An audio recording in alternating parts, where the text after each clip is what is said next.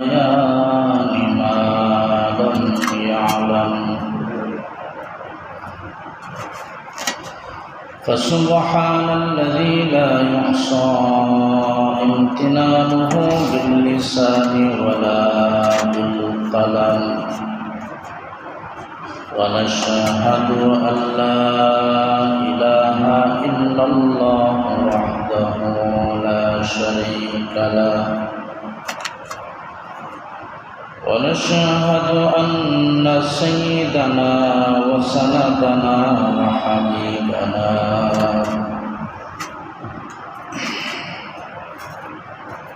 وحبيب ربنا وطبيبنا وطبيب قلوبنا ومولانا محمدا عبده ورسوله الذي أرسل إلى الناس كافة بشيرا ونذيرا وداعيا إلى الله بإذنه وسراجا منيرا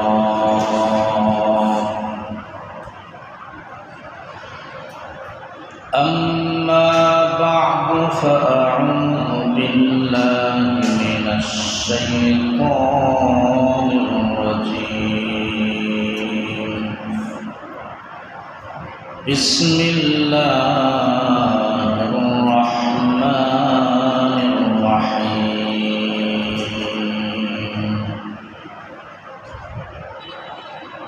ولا تستوي الحسنة ولا السيئة ادفع بالتي هي أحسن فإذا الذي بينك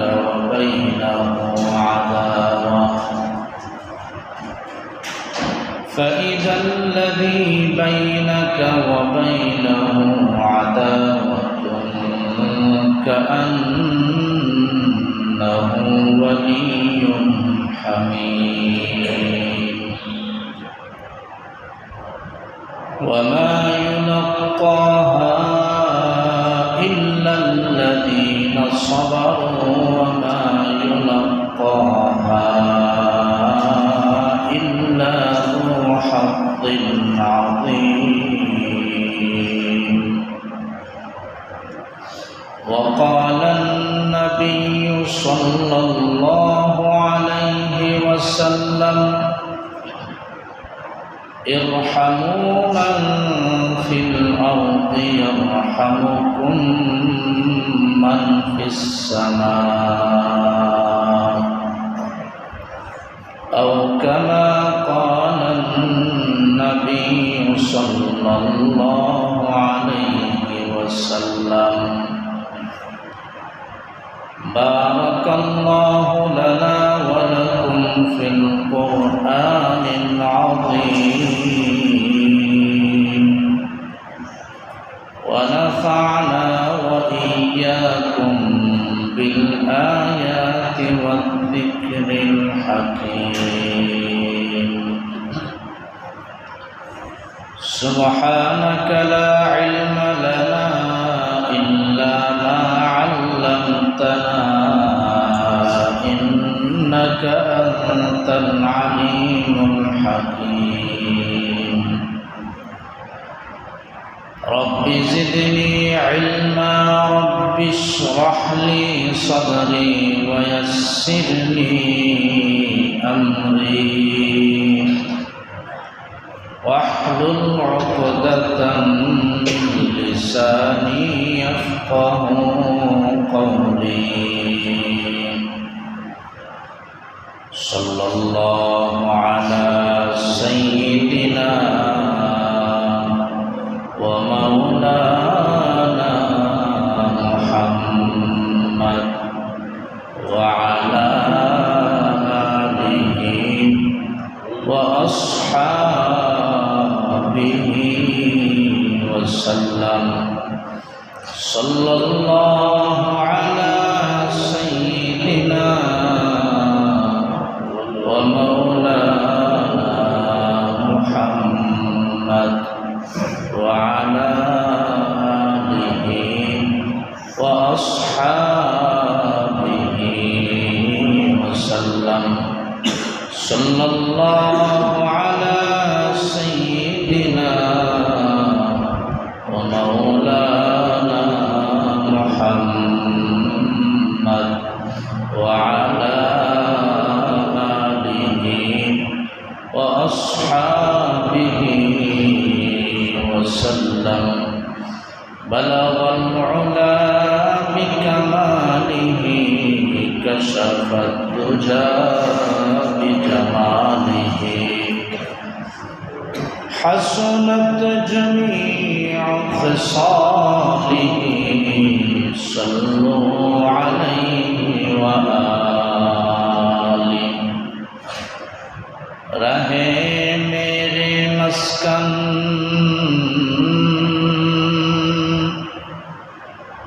رہے میرے مسکن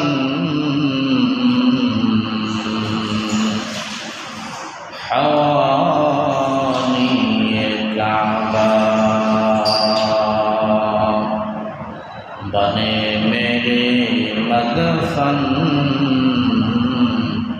دیار مدینہ بلغ العلا بکمالہ كشف الدجى بجماله حسنت جميع خصاله صلوا عليه وآله لا إله إلا الله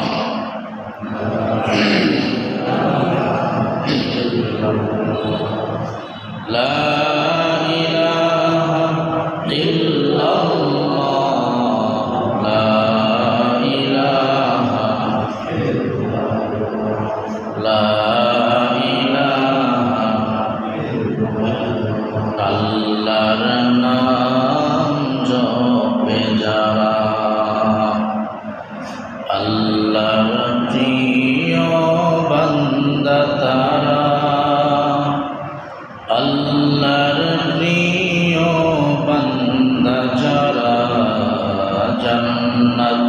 শুধুই পাবে তারা লা ইলাহা ইল্লাল্লাহ লা ইলাহা লা ইলাহা ইল্লাল্লাহ লা ইলাহা লা মুহাম্মাদুর রাসূলুল্লাহ সাল্লাল্লাহু আলাইহি ওয়াসাল্লাম। আলহামদুলিল্লাহ, মহান আল্লাহ রাব্বুল ইজ্জত ওয়াল জালালের দরবারে আলিশানে লাখো কোটি শুকর ও সুজুদ যে আল্লাহ সুবহানাহু ওয়া তাআলা আমাদেরকে অশান্তময় পৃথিবীর শান্ত পরিবেশ থেকে মুক্ত করে পৃথিবীর শ্রেষ্ঠতম জায়গা, শ্রেষ্ঠতম মাকাম, তার পবিত্র ঘর মসজিদে তোমার নামাজ আদায়ার্থে আমাদেরকে আসার বসার তৌফিকটুকুন দান করেছেন। এজন্য সেই মহান মুনিবের দরবারে নত শিরে সমস্যার ইমানের আওয়াজকে উঁচু করে আওয়াজ উচ্চ কণ্ঠে সকলেই কালিমাত শুকর উচ্চারণ করছি আলহামদুলিল্লাহ। লক্ষ কোটি দরুদ ও সালাম সাইয়্যিদুল মুরসালিন রাহমাতুল লিল আলামিন খাতামুন নবিয়্যিন সাইয়্যিদুল আম্বিয়া আশরাফুল আম্বিয়া খাতামুল আম্বিয়া হযরত মুহাম্মদুর রাসূলুল্লাহ সাল্লাল্লাহু আলাইহি ওয়াসাল্লাম। আজকে পবিত্র জিলহজ মাসের 16 তারিখ।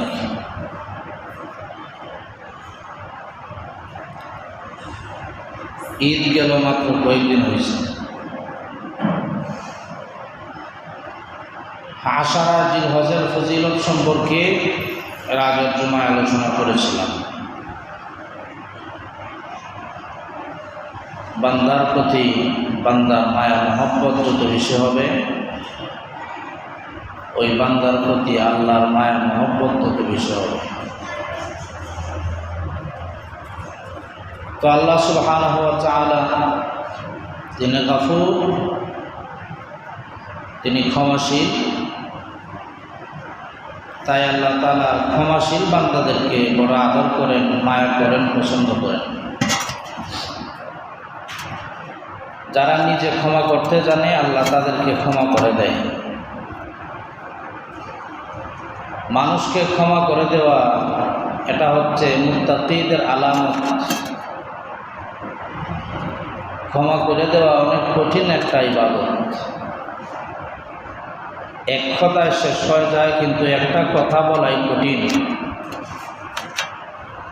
কেউ যদি কাউকে গালি দেয়, যদি অন্তরে আঘাত পায়, তাহলে আঘাত পাওয়ার পরে আমি তোমাকে মাফ করে দিলাম, এই কথাটা বলা যত সহজ, মাফ করে দেওয়াটা তত সহজ না। চাইলেই মাফ করে দেওয়া যায়, কিন্তু বিষয়টা অনেক কঠিন। মানুষ যখন অন্তরে আঘাত পায়, যত বেশি আঘাত পাবে, ক্ষমা করে দেওয়াটা তার জন্য তত কঠিন হবে। আর এত কঠিন ইবাদত যখন বান্দা করে, তখন আল্লাহও ওই বান্দাকে ক্ষমা করে দেয়। সুবহানাল্লাহ। ক্ষমা করে দেওয়া মুত্তাকিদের আলামত, মুমিনদের আলামত।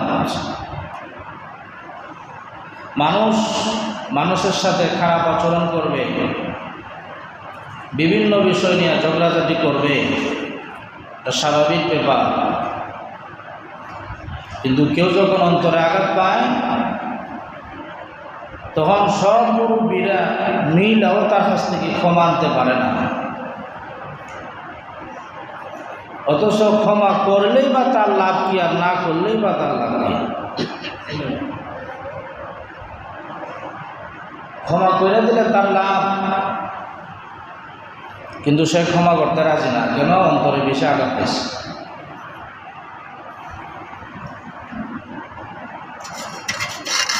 বান্দা যখন আল্লাহর সাথে নাফরমানি করে, দিন বদিন এ নাফরমানি তার বাড়তেই থাকে, তখন আল্লাহ তাআলা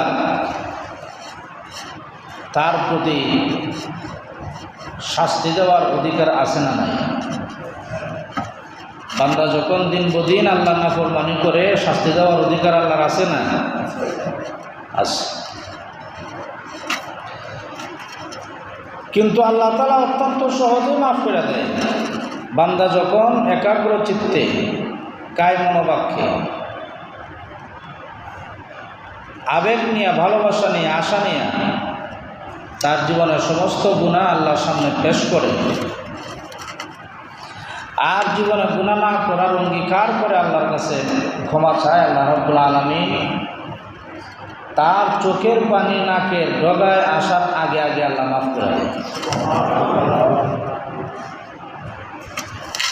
আমরা জানি মা বাবার চাইতে আল্লাহ রাব্বুল আলামিন 99 গুণ বেশি মায়া করেন, বেশি মহব্বত করেন তার বান্দাকে। 99 গুণ না, এটা হিসাব করলে অনেক বেশি। ভালোবাসা, মায়া, মহব্বতকে 100 ভাগ করে 1 ভাগ, মাত্র 1 ভাগ ভালোবাসা আল্লাহ তাআলা কুল মাখলুকাতকে দান করছে। সব মানব, দানব, পশু পাখি, যত ধরনের প্রাণী আছে, সব প্রাণীকে আল্লাহ 1 ভাগ থেকে সামান্য দান করছে। 1 ভাগ থেকে সামান্য ভালোবাসা পাইছে আমার মা, আমার বাবা। পুরা 1 ভাগ পাইছে না, সামান্য পাইছে? সামান্য ভালোবাসা পাওয়ার পরে মা তার সন্তানকে ক্ষমা করে দেয়, বাবা তার সন্তানকে ক্ষমা করে দেয়, উস্তাদ তার ছাত্রকে ক্ষমা করে দেয়, ভাই তার ভাইকে ক্ষমা করে দেয়। এই এক ভাগ ভালোবাসার কিঞ্চিত হাজার হাজার কোটি কোটি ভাগের সামান্য একটু পাওয়ার পরে মানুষকে ক্ষমা করতে জানে। আর মহান আল্লাহ রাব্বুল আলামিন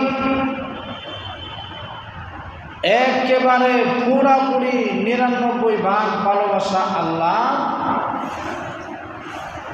বান্দার চাইতে হাজার হাজার কোটি কোটি গুণ বেশি ভালোবাসা নিয়ে আল্লাহ তাআলা বান্দার অপেক্ষা করে, বান্দা কখন আল্লাহর কাছে ক্ষমা চাইবে আর আল্লাহ মাফ করে দেবে। ক্ষমা করাই এক মহৎ গুণ। মানুষকে ক্ষমা করলে আল্লাহ আপনাকে ক্ষমা করবে, আপনার উপরে আল্লাহ রহমত নাযিল করবে। কোরআনে কারীমের এক আয়াত আল্লাহ রাব্বুল আলামিন বলেন, ফাআফু ওয়াসফাহু হাত্তা ইয়াতি আল্লাহু বিআমরি। তোমরা ক্ষমা করে দাও আর এড়িয়ে চলো। হাত্তা ইয়াতি আল্লাহু বিআমরি, আল্লাহর নির্দেশ আসার আগ পর্যন্ত। রাসূল কারীম সাল্লাল্লাহু আলাইহি ওয়াসাল্লামের কাছে একজন সাহাবী গিয়ে বললেন, ইয়া রাসূলুল্লাহ, আমার কাজের লোক বেশি দুষ্টামি করে, অনেক অপরাধ করে, কাজের লোককে কতবার ক্ষমা করব? কয়েকবার প্রশ্ন করার পরে রাসূলুল্লাহ সাল্লাল্লাহু আলাইহি ওয়াসাল্লাম ওই সাহাবীকে বললেন, কাজের লোককে দৈনিক ৭০ বার ক্ষমা করবে। সুবহানাল্লাহ। নবীজি এক হাদিসের মধ্যে বলেন, তোমাদের মধ্যে যদি শাস্তিযোগ্য অপরাধ ঘটে থাকে, তোমরা আপোষ এটা শেষ করে দাও, মিটাইয়া দাও, আমার কাছে আসলে শাস্তি দিতেই হবে। নবীজি কত রহমত, একটা সুযোগ দিচ্ছেন, তোমাদের মধ্যে যদি শাস্তিযোগ্য কারো অপরাধ হয়, এটা তোমরা আপোষে শেষ করে দিবে, আমাকে শুনাইবেন, আর আমাকে শুনাইলে শাস্তিযোগ্য অপরাধের শাস্তি দিতেই হবে। সুতরাং মানুষকে ক্ষমা করে দেওয়া এটা মহৎ গুণ। অন্য আয়াতে আল্লাহ রাব্বুল আলামিন বলেন, খুযিল আফওয়া ওয়া'মুর বিল মা'রুফ, তোমরা ক্ষমা করে দাও আর সৎ কাজের আদেশ করো। ওয়া'রিদ আনিল জাহিলিন, আর যারা মূর্খ তাদেরকে এড়িয়ে চলো। অনেক সময় মানুষ বুঝ কম থাকার কারণে অপরাধ করে, এগুলা ধরতব্য না, এগুলা না ধরা ভালো। অনেক সময় মানুষ অনিচ্ছাকৃত একটা দোষ করে, তার ইচ্ছা নাই, কিন্তু মাথায় রক্ত উঠে গেছে, রাগ উঠে গেছে, একটু অপরাধ করছে, এটা ধরতে নাই, এটা মাফ করে দেওয়া ভালো। অনেক সময় কথা কাটাকাটি নিয়ে একে অপরকে কথাবার্তা বলে, কটু কথা বলে, কষ্ট পায়, এগুলার জন্য না ধরে আস্তে আস্তে মন থেকে এগুলো ছাইড়া মানুষকে মাফ করে দেওয়া, এটা আল্লাহর নির্দেশ। হযরত আবু বকর সিদ্দিক রাদিয়াল্লাহু তাআলা আনহুর নাম সমস্ত মুসলমানরাই জানে। জানে কি জানে না? কেউ জানে না। আবু বকর রাদিয়াল্লাহু তাআলা আনহুর নাম মুসলমানরা কেউ জানে না। হযরত আবু বকর সিদ্দিক রাদিয়াল্লাহু তাআলা আনহুর ব্যাপারে নবীজি বলছেন, আহলে সুন্নাত ওয়াল জামাতের আকীদা হচ্ছে, নবীগণের পরে সর্বশ্রেষ্ঠ মানুষ হচ্ছেন হযরত আবু বকর সিদ্দিক রাদিয়াল্লাহু তাআলা আনহু। বলে সুবহানাল্লাহ। আবু বকর রাদিয়াল্লাহু তাআলা আনহু ইসলামের প্রথম খলিফা। নবীজি বলছেন, জান্নাতে সবার আগে যাবে আমার সাহাবী আবু বকর। নবীজি বলছেন, আবু বকর জান্নাতে যাওয়ার ব্যাপারে কোনো ধরনের সন্দেহ নাই, সুনিশ্চিতভাবে আবু বকর জান্নাতে যাবে। জান্নাতের প্রত্যেকটা দরওয়াজা আবু বকর সিদ্দিক রাদিয়াল্লাহু তাআলা আনহুকে আহলান সাহলান মারহাবান বলবে। হযরত আবু বকর সিদ্দিক রাদিয়াল্লাহু তাআলা আনহু জান্নাতবাসীদের একটি দলের সর্দার হবেন। জান্নাতের সার্টিফিকেট প্রাপ্ত সাহাবী হযরত আবু বকর সিদ্দিক রাদিয়াল্লাহু তাআলা আনহু, তিনি গাছ দেখলে পরে বলতেন, আমি যদি মানুষ না হইয়া গাছ হইতাম আমার কত ভালো ছিল, যে গাছ মানুষ কাটতে ফেলাই দেয় তার বিচার শেষ। ঘাস দেখলে বলতেন যে আমি মানুষ না হইয়া যদি ঘাস হইতাম তাহলে ভালো হইতো, পশু পাখিরা ঘাস খাইয়া ফেলাইলে আর কোনো হিসাব থাকে না। জান্নাতের সার্টিফিকেট প্রাপ্ত সাহাবী হযরত আবু বকর বলেন, আমি যদি মুমিনের পছন্দ হইতাম তাহলে মুমিনের সাথে জান্নাতে যাইতাম, আমার নিজের কোনো হিসাব থাকতো না। সুবহানাল্লাহ বলবেন না? হযরত আবু বকর রাদিয়াল্লাহু তাআলা আনহু নবীজির এক সাহাবী,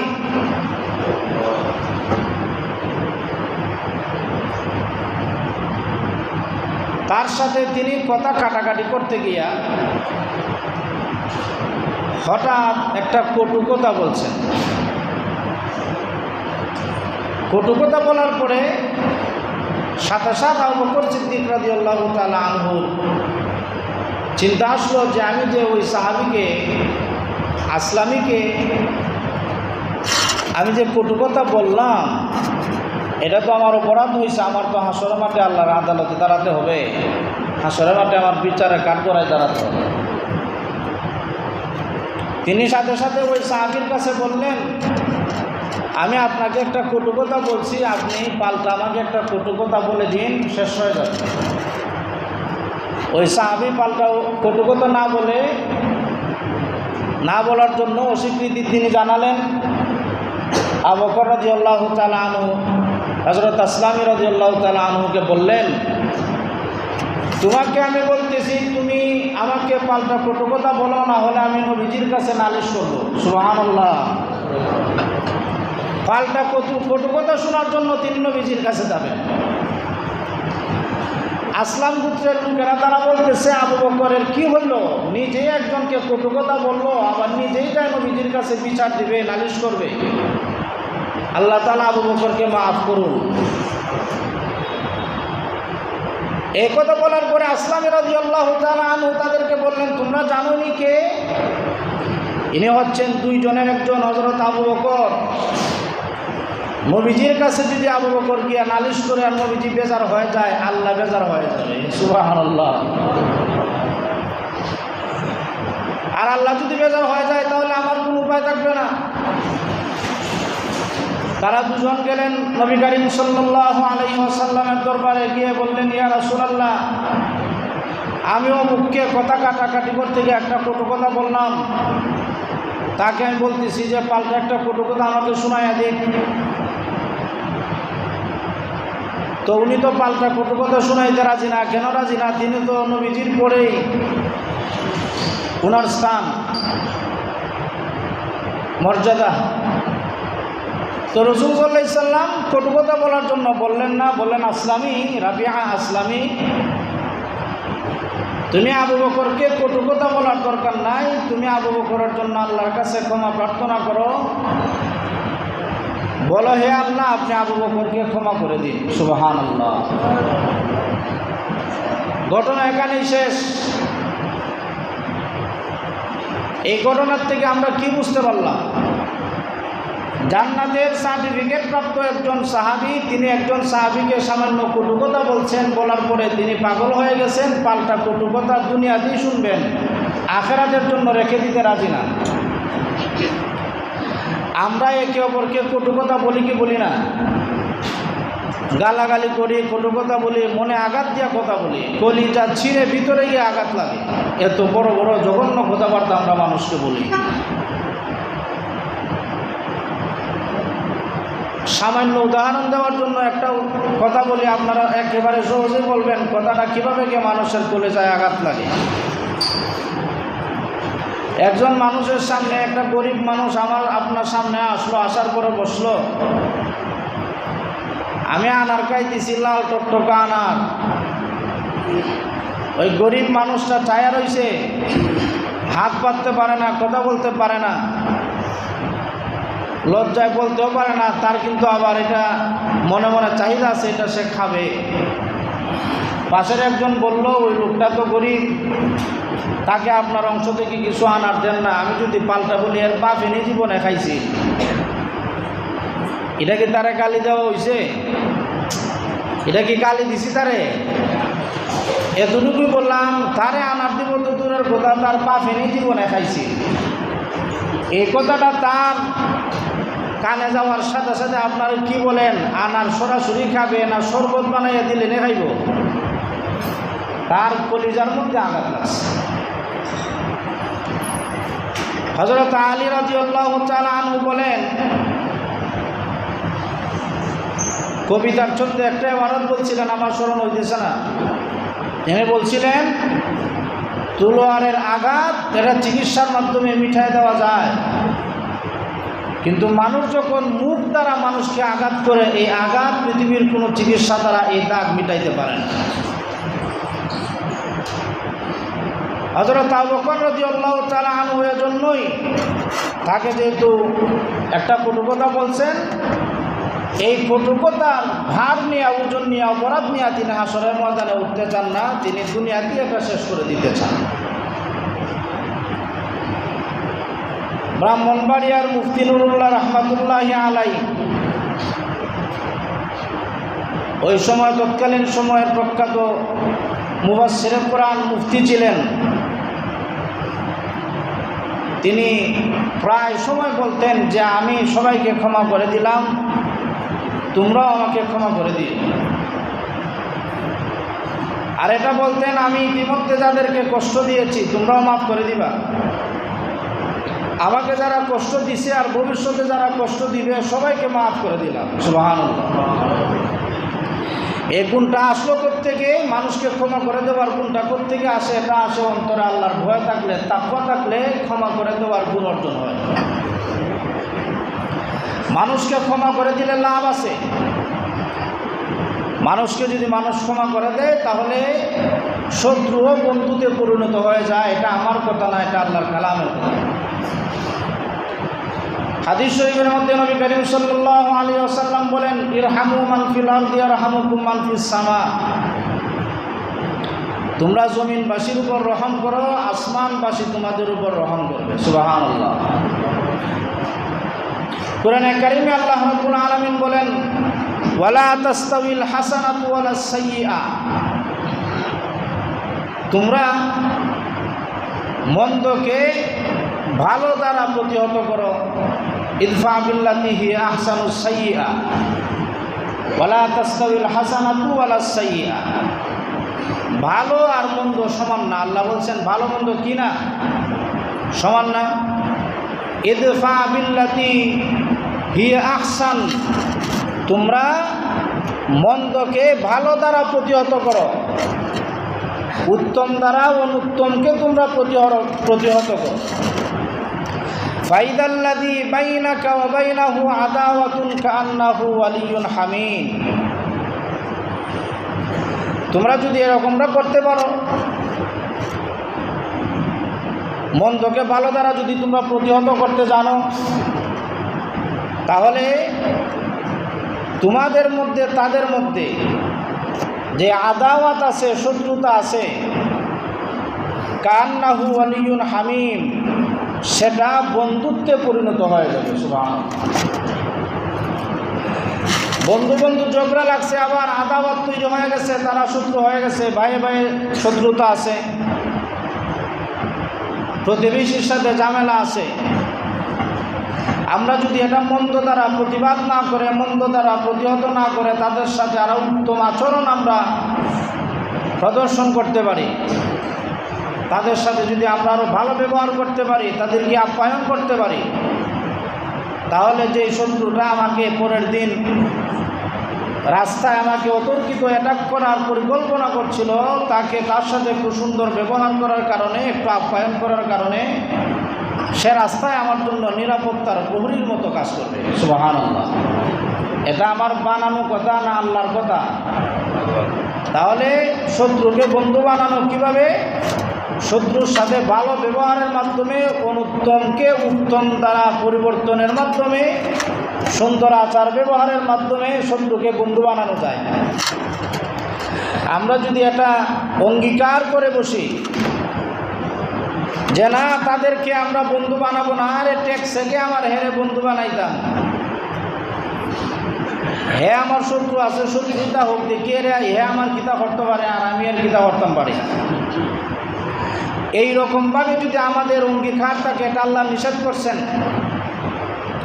আল্লাহ তাআলা কোরআনের মধ্যে বলেন, ওয়ালা ইয়াতালি উলুল ফাদলি মিনকুম ওয়াসসা আইয়ুতু উলিল কুরবা ওয়াল মাসাকিন ওয়াল মুহাজিরিন ফি সাবিলিল্লাহ ওয়াল ইয়াফু ওয়াল ইয়াসফাহু আলা তুহিব্বুনা ইয়াগফিরাল্লাহু লাকুম।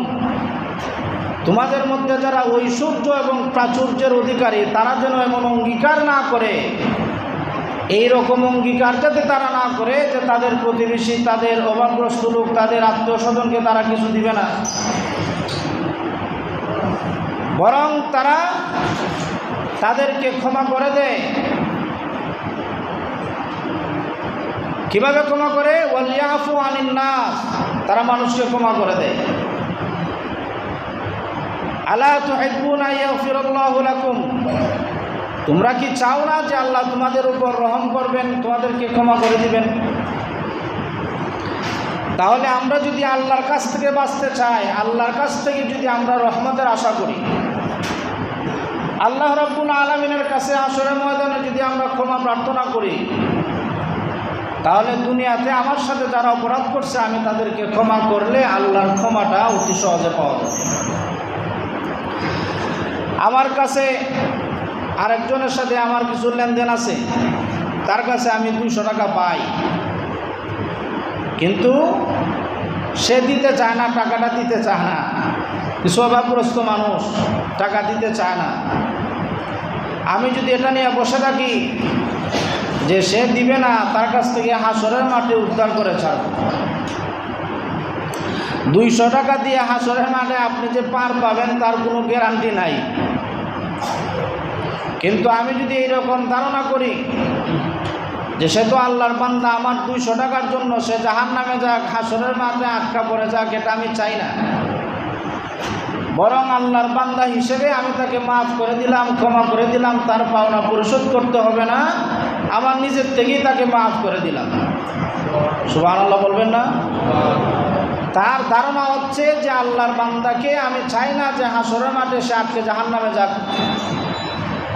এখানে রিলেটেড হচ্ছে আল্লাহর সাথে, সম্পর্কিত করছে আল্লাহর সাথে আল্লাহর বান্দা হিসেবে। সুতরাং ওই বান্দাকেও আল্লাহ তাআলা হাসরের মাঠে তার বান্দা হিসেবে মাফ করে দিবেন। সুবহানাল্লাহ। হাসরের মাঠে এমন এমন পাওনাদারকে আল্লাহ ক্ষমা করে দিবেন। কারো কাছে কারো পাওনা আছে, হাসরের মাঠে আল্লাহ বলবেন যাও তুমি জান্নাতে যাও, সে বলবে সলিমুদ্দিনের কাছে আমার কিছু টাকা পাওনা আছে। সলিমুদ্দিনকে আল্লাহ ডাক দিবেন, তোমার কাছে সে কিছু টাকা পয়সা পায়, এখন তো টাকা পয়সা লেনদেন হবে না, তাহলে তুমি তার পাওনা কিভাবে পরিশোধ করবে? যে নেকি দিতে হবে আর গুনাহগুলো নিতে হবে। এখন আল্লাহ অপর বান্দাকে, পাওনাদারকে জিজ্ঞেস করবেন, এই বান্দায় তোমার পাওনা পরিশোধ করতে পারছে না, এই জন্য যে সে অনেক চেষ্টা করছে, চেষ্টা করতে করতে ব্যর্থ হয়ে সে মারা গেছে, তার ইচ্ছা ছিল তোমার পাওনা পরিশোধ করবে কিন্তু করতে পারে নাই। এখন তুমি বলো তুমি বিনিময়ে কি চাও? আল্লাহ রাব্বুল আলামিন বলবেন, তুমি যদি পাওনাদারের এই পাওনাটা ক্ষমা করে দাও, তোমাকে এত বড় একটা অট্টালিকা, বিল্ডিং, দালান কোটা দেওয়া হবে। সুবহানাল্লাহ বলবেন না? তখন আল্লাহ রাব্বুল আলামিন ওই বান্দাকে তার পাওনা পরিশোধের পরিবর্তে ওই বান্দাকে জান্নাতের একটা নিয়ামত দিবেন, আর ওই দেনাদার যে তার পাওনা আল্লাহ পরিশোধ করে দেবেন। সুবহানাল্লাহ। এই জন্য আমরা যদি এটা ক্ষমা করতে জানি, তাহলে আল্লাহ তাআলা মর্যাদা বাড়াই দিবেন, আল্লাহ রহমত নাজিল করবেন। মক্কার কাফেররা নবী করিম সাল্লাল্লাহু আলাইহি ওয়াসাল্লামকে নির্মমভাবে মাথা মুবারক থেকে পা মুবারক পর্যন্ত মানসিকভাবেও বিভিন্নভাবে তারা নির্যাতন করছে। বিভিন্ন মিথ্যা প্রতিপন্ন করে তারা তুহমত দিয়ে নবীজিকে অনেক কষ্ট দিয়েছে। আল্লাহর নির্দেশে তিনি মক্কা থেকে মদিনায় হিজরত করছেন। অষ্টম হিজরিতে 10ম রমাদানুল মুবারকে রমজানের 10 তারিখে নবী করিম সাল্লাল্লাহু আলাইহি ওয়াসাল্লাম 10,000 সাহাবায়ে কেরামকে নিয়ে মদিনার থেকে মক্কার দিকে রওনা হলেন। প্রতিমধ্যে শিবির স্থাপন করলেন। শিবির স্থাপন করার পরে আবু সুফিয়ান রাদিয়াল্লাহু তাআলা আনহু ইসলাম গ্রহণের আগে তিনি শিবিরের আশেপাশে ঘোরাঘুরি করেন। তারা কি করে না করে গোয়েন্দা তথ্য উদ্ঘাটন করার জন্য তিনি এটা করতেছেন। তিনি ধরা খাইলেন। নবী করিম সাল্লাল্লাহু আলাইহি সাল্লামের কাছে নিয়ে যাওয়া হলো যে তিনি তো আমাদের গোপন তথ্য ফাঁস করার জন্য আসছেন। হযরত আবু সুফিয়ান রাদিয়াল্লাহু তাআলা আনহুকে নবীজি নির্দ্বিধায় ক্ষমা করে দিলেন। এই ইসলামের ক্ষমার সৌন্দর্য দেখে আবু সুফিয়ান রাদিয়াল্লাহু তাআলা আনহু তৎক্ষণাৎ নবীজির কাছে কালেমা পড়ে মুসলমান হয়ে গেলেন। সুবহানাল্লাহ। নবীজি যখন মক্কায় গেলেন, অপরাধী যারা আছে নবীজিকে মিথ্যা প্রতিপন্ন করে মক্কা থেকে বিদায় করে দিয়েছিল, তাদের সামনে নবীজি সবার সামনে সম্মুখে দাঁড়ায় নবীজি বলছেন, তোমরা আজকে আমার কাছে কীরকম আচরণ আশা করো? তারা বলল যে আমরা আপনাকে সত্যবাদী মনে করি, আমরা আপনাকে মহানুভব মনে করি, আমরা আপনাকে আমাদের জন্য কল্যাণকর মনে করে অনেক প্রশংসা করল নবীজি। নবীজি সাল্লাল্লাহু আলাইহি ওয়াসাল্লাম তৎক্ষণাৎ মক্কার এই কাফের মুশরিকদেরকে লক্ষ্য করে বলছিলেন, আমি আজকে তোমাদেরকে সে কথাই বলবো যে কথাটা হযরত ইউসুফ আলাইহিস সালাতু ওয়াস সালাম তার 10 ভাইকে বলছিলেন। কি বলছিলেন? আগে আমরা ভাইরা কি বলছে সেটা বলি। ভাইরা ইউসুফ আলাইহিস সালাতু ওয়াস সালামের কাছে যখন ধরা খাইছে, তখন তারা বলতেছে, তাল্লাহি লাকাদ আসারাকাল্লাহু আলাইনা ওয়া ইন কুন্না লাখাতিন। আল্লাহর কসম, আল্লাহ রাব্বুল আলামিন আমাদের চাইতে তোমাকে পছন্দ করছেন আর আমরাও অপরাধী ছিলাম। এ কথা বলার পরে ইউসুফ আলাইহিস সালাতু ওয়াস সালাম তাদেরকে বললেন, লা তাসরিবা আলাইকুমুল ইয়াউম ইয়াগফিরুল্লাহু লাকুম। আজকে তোমাদের বিরুদ্ধে কোনো অভিযোগ আনা হবে না, আল্লাহ রাব্বুল আলামিন তোমাদেরকে ক্ষমা করে দিন। সুবহানাল্লাহ। এই যে ইউসুফ আলাইহিস সালাতু ওয়াস সালাম তার ভাইদেরকে ক্ষমার ঘোষণা দিলেন, নবী করিম সাল্লাল্লাহু আলাইহি ওয়াসাল্লাম মক্কা বিজয়ের সময় মক্কার কাফের মুশরিক বেদিনদেরকে লক্ষ্য করে তিনি বললেন যে আজকে তোমাদেরকে সাধারণ ক্ষমা ঘোষণা করা হলো। সুবহানাল্লাহ। এই যে নবীজির মহানুভবতা, ক্ষমার যে একটা আবেগ, এই ভালোবাসা, মহানুভবতা আছে, এই মহানুভবতার ফলে কোনো ধরনের রক্তপাত ছাড়াই আল্লাহ সুবহানাহু ওয়া তাআলা নবীজিকে মক্কার বিজয় দান করছেন বলে সুবহানাল্লাহ। এই জন্য ক্ষমা করা অনেক বড় গুণ। ভিতরে খুব নিয়ে বসে থাকা, রাগ নিয়ে বসে থাকা, কোনো মানুষের প্রতি রাগ ঝাড়ার জন্য সময় অপেক্ষা করা, যে সুযোগ মতো তাকে একটু সাইজ করা হবে, এই রকম চিন্তা, এই রকম আশা, এই রকম পরিকল্পনা থেকে নিজেকে পবিত্র রেখে সাথে সাথে আল্লাহর বান্দা হিসেবে, বান্দি হিসেবে ক্ষমা করে দেওয়া, এটা হচ্ছে মুত্তাকিদের আলামত, মুমিনের আলামত। আসুন আমরা সবাই রাসূল করিম সাল্লাল্লাহু আলাইহি ওয়াসাল্লামের এই শিক্ষা থেকে, হযরত ইউসুফ আলাইহিস সালাতু ওয়াস সালাম তার ভাইদেরকে ক্ষমা করার শিক্ষা থেকে, হযরত আবু বকর সিদ্দিক রাদিয়াল্লাহু তাআলা আনহু যেভাবে তার আরেক ভাইয়ের কাছ থেকে ক্ষমা নিয়েছেন, তিনিও বলছেন আল্লাহ আপনাকে ক্ষমা করে দিন। এই ক্ষমার মতো মহানুভবতা দেখাইবার মতো আল্লাহ সুবহানাহু ওয়া তাআলা আমাদেরকে তৌফিক দান করুন। সবাই বলে আমিন। আমাদের মধ্যে বিভিন্ন ভাই ভাই ঝগড়া থাকতে পারে, ভাই বোনে ঝগড়া থাকতে পারে, প্রতিবেশীর সাথে থাকতে পারে, আমার আরেকজন কলিগের সাথেও সমস্যা থাকতে পারে, মন খসাখসি, মনের মধ্যে তার বিষয়ে কষ্ট থাকতে পারে। বেশি সময় লাগে না, একটা চার দাওয়াত দিবেন, দেখবেন সে দাওয়াত গ্রহণ করবে। আপনিও বলবেন যে আসলে আপনার সাথে ওই দিনের আচরণটা আমার ঠিক হয় নাই, সেও বলবে আসলে আমারটাও ঠিক হয় নাই।